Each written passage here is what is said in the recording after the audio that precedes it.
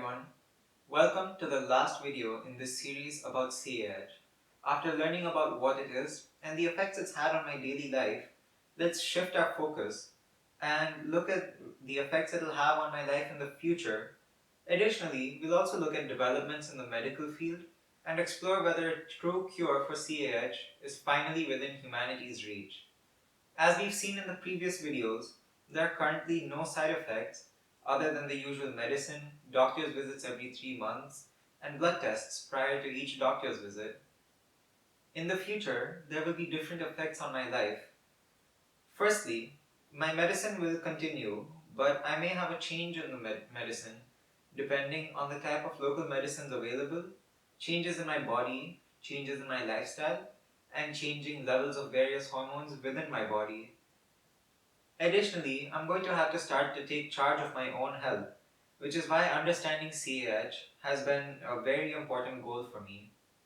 Most importantly, I need to know what preparations to make in case of an emergency, especially considering that I will soon be moving out and away from my parents. To understand why preparing for an emergency is important, let's look at what actually happens in an emergency.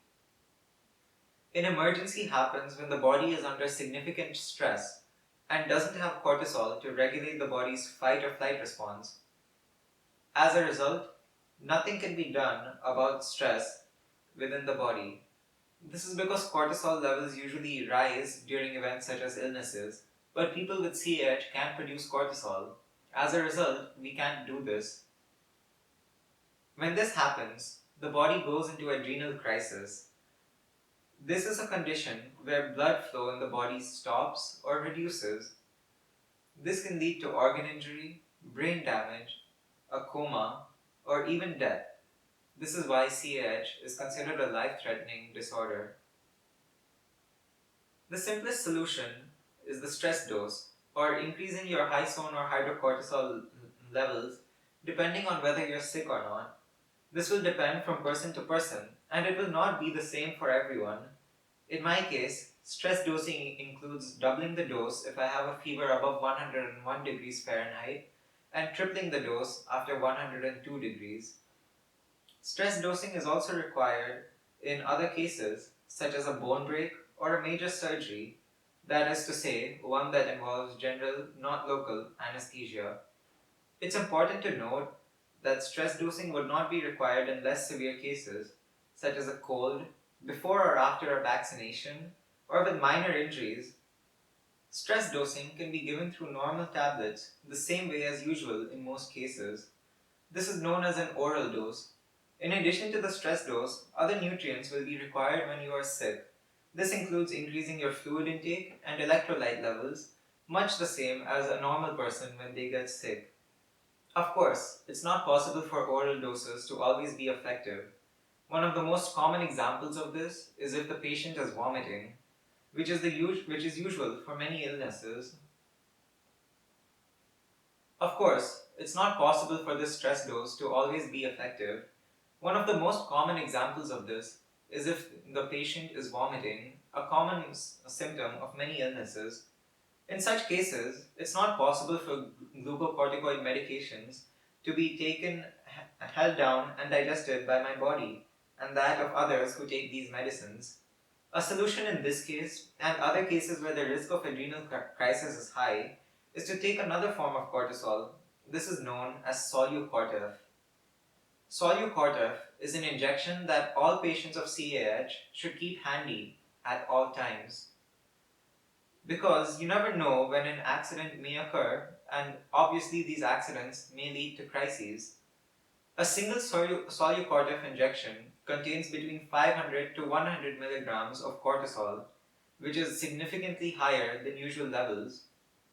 It's required in times like this, especially if there's a high risk of adrenal crisis and symptoms such as dizziness, sweatiness, being confused, and dehydration are visible.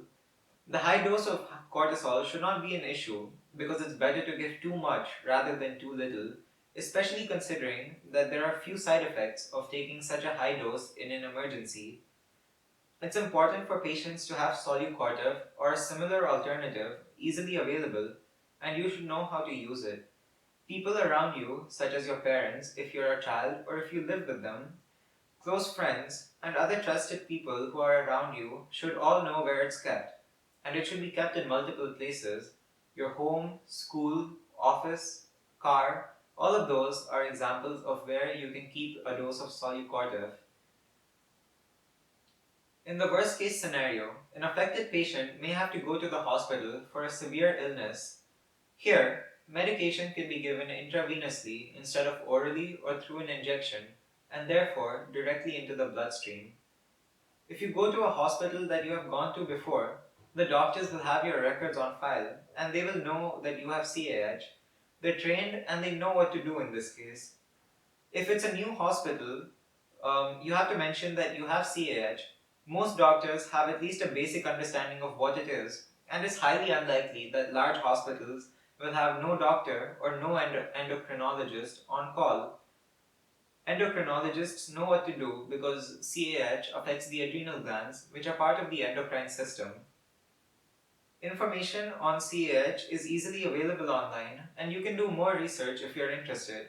Of course, you can always ask more specific questions in the comments, and I'll get back to you. With this information in mind, let's now look at possible future advancements. Gene therapy might be able to provide a permanent cure for me, avoiding the need to take medicines. This can be done through tools such as CRISPR-Cas9, which allow the gene to be directly edited. However, human testing has not been done.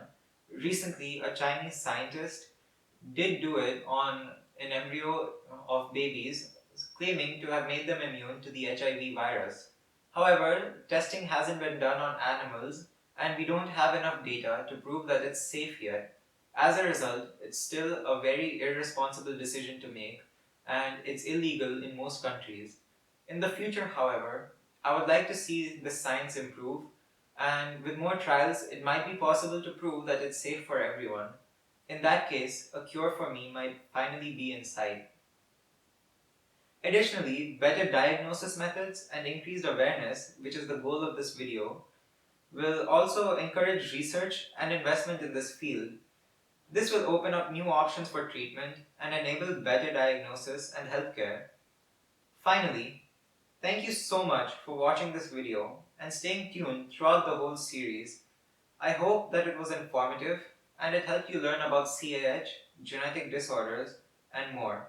From a personal perspective, this video series has helped me understand CAH better and accept it as a part of who I am, because it's something that will likely always be a part of me.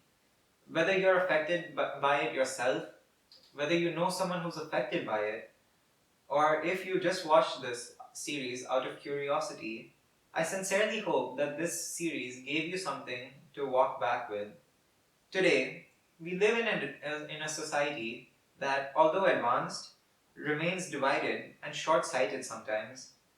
There are a lot of misconceptions in regard to genetic disorders, and I hope that I was able to shed some light about how they're not contagious and they're not necessarily going to have a major impact on your life in all cases.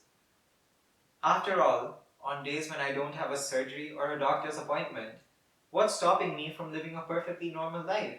Once again, thank you so much for making this whole endeavor a success.